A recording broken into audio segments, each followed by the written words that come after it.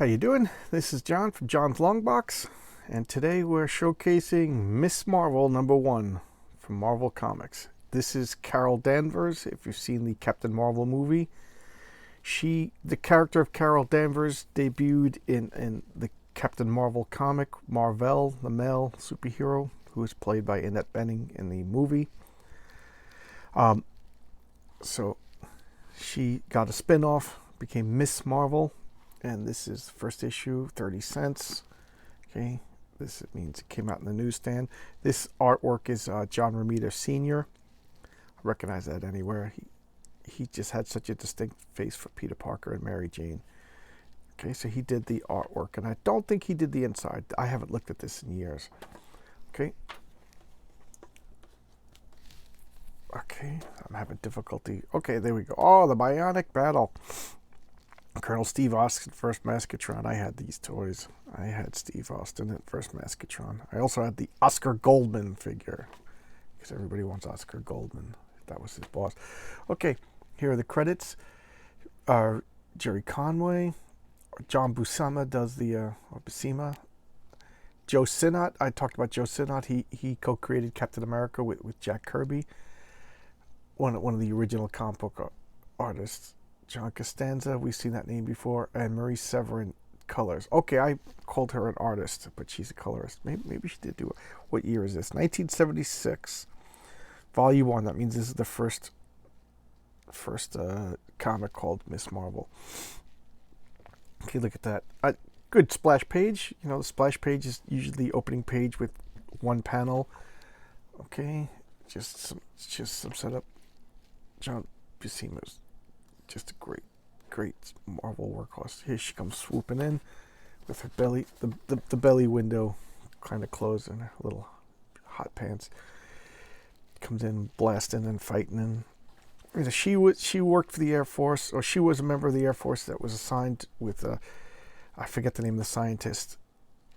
And then Marvel came, and he was a bad guy originally, and I think it was the Omni Wave or something like that, the Omni projector, and it exploded, and Captain Marvel jumped in front of it and blasted him, and then the radiation went through him into her, and she got like a duplicate of his powers.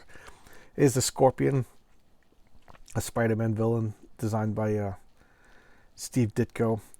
So Steve Ditko created him. That's not the best drawing of the Scorpion. He has this like cybernetic tail. I just love how much the cops are talking while they're fighting. Nice ad. Sell some grit. Bring on the bad guys. You know, we're seeing some of the same ads because I'm taking comics from the same era.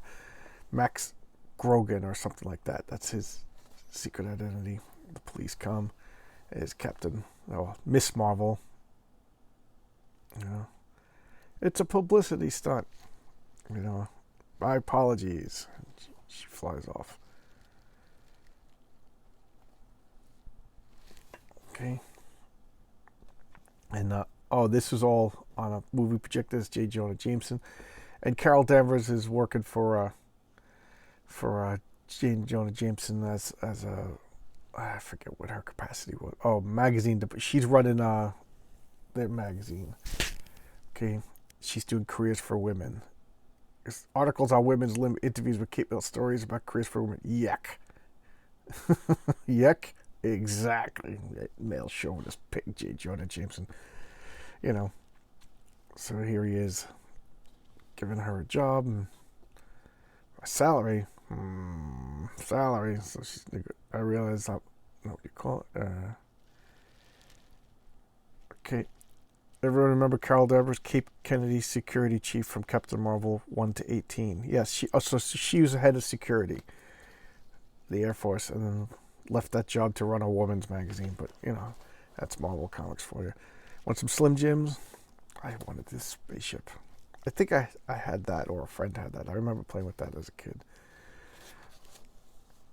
Okay, here, so there's Mary Jane and Peter Parker. You know, the Scorpion's running around, with his money, bags of money, you know, because nobody sees that walking down the street. Okay. Into his hideout. I haven't read this in forever. But this guy looks like Russian mad scientist all over him. Kerwin Corman.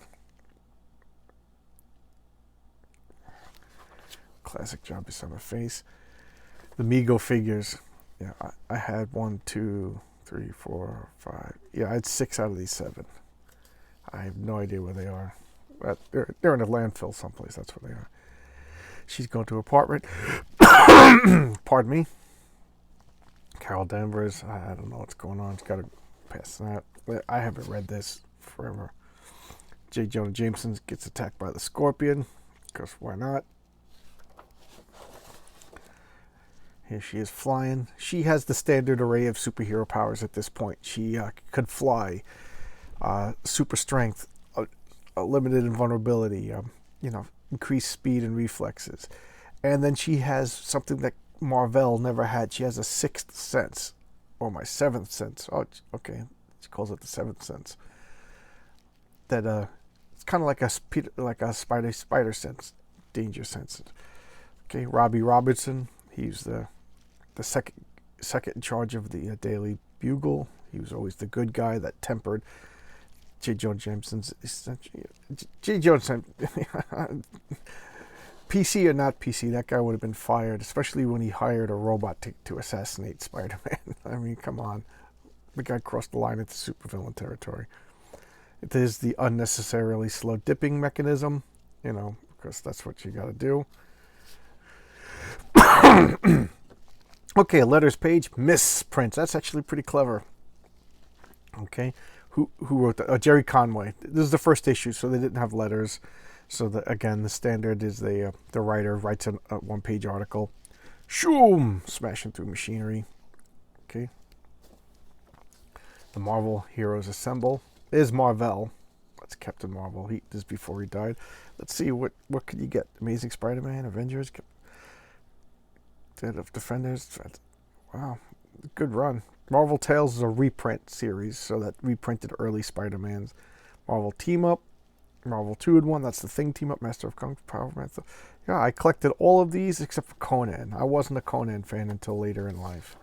I'm talking about within the past 5 years. I mean, I've seen the movie and everything, but I never read Conan until literally like the past 5 years. Okay, some classic Marvel novels. Last of the Mohicans. I have none of these. Classic comic. I have none of those. Crazy. This was Marvel's Humor magazine. Authentic collector's items. Alright. All the Star Trek stuff.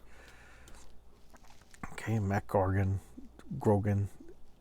I always remember this picture. This just not the best Scorpion.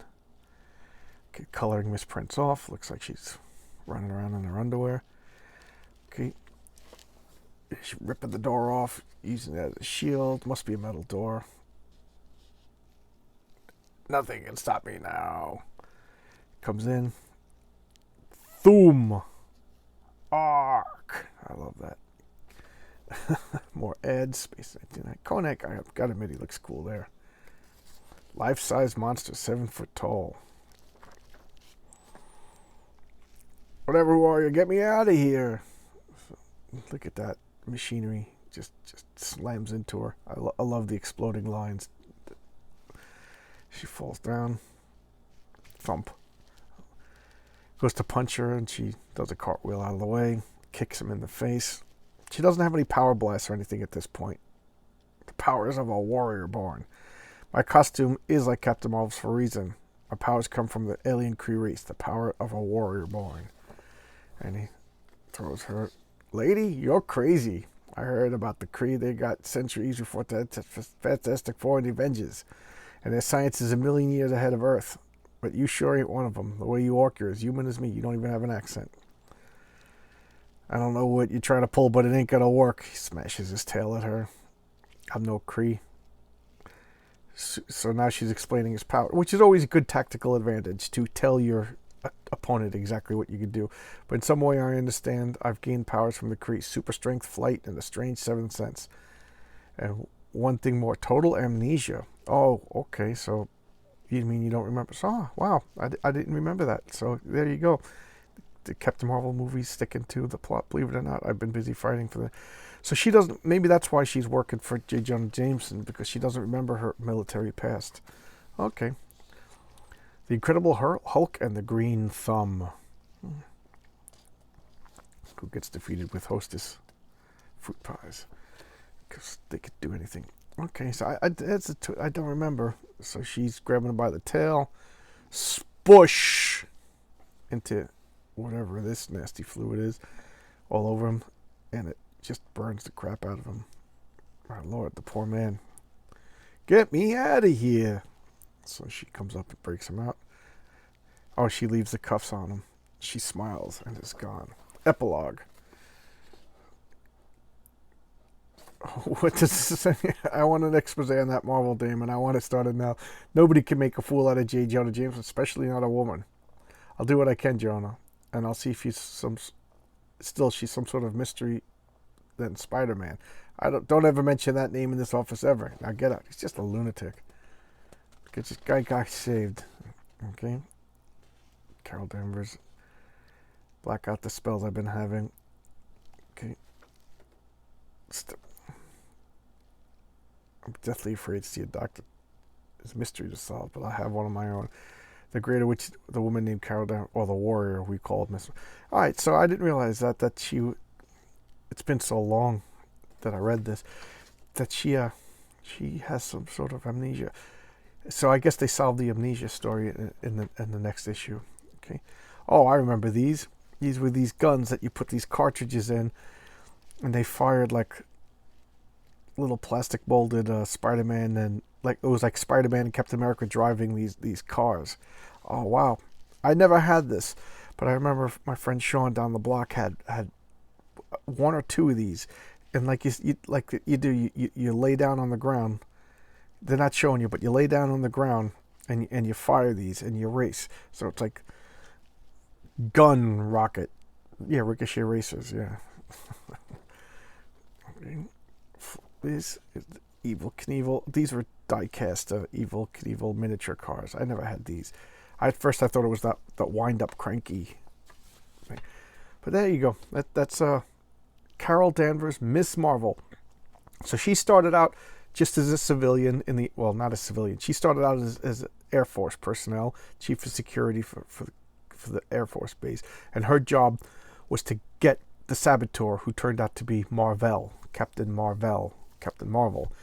And then I think she was instrumental in turning him into a good guy. So she started out always as a heroic figure. And then that atomic blast, or whatever, the explosion of the experimental machine, so she has Marvel's DNA in her. So I wonder if that would, turn her into a man or something. Her DNA. So she has like two sets of DNA in her body, and that gives her these awesome abilities. And then she gets her own spin-off, Miss Marvel. Then later on, I think it's issue 18, she changes her costume. It's all black with like a lightning bolt symbol on it, which to me was a great costume. It just looks superheroic. This is kind of goofy, and but it's the same colors as Marvel. And she goes through like this identity crisis because somebody else becomes Captain Marvel, so she takes the name Warbird for a while, and that was a good name. I think she took the name Harrier, and then she went back to Miss Marvel, and then as we all know, Captain Marvel. Say what you want, every costume that she had is better than the costume that she has now. I just don't like the new costume. It doesn't look like a. Looks more like a military uniform or a Starfleet or something rather than a superhero costume. But there you go. I thought so. If you saw the Captain Marvel movie, this is some of her beginnings. Not the original beginnings was a decade earlier in the late 60s, early 70s in the Captain Marvel comic. All right, there you go. This is John's Long Box. Please like the videos. Please comment. The comments are fun. And you can talk to me on Twitter at JLongbox, and Facebook group is John's Long Box Facebook group, and comment here, or you can email me at johnslongbox@yahoo.com. All right. Pretty soon I'll have my comic book room done, and I'll give it a tour, and I could, get more specific comics if that people ask. And now I'm just grabbing whatever I can, moving stuff around in the limited space available. All right, thanks a lot. Bye-bye.